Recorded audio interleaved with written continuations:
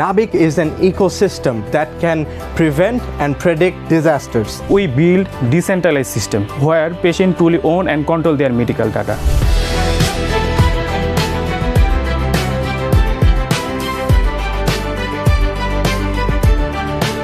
Our core product is AI voice agents that handles calls 24/7. What exactly are you looking for from the investors? I don't really have that answer. তরুণ উদ্যোক্তাদের উদ্ভাবনী idea যাচাই করবেন আমাদের সম্মানিত বিচারকগণ।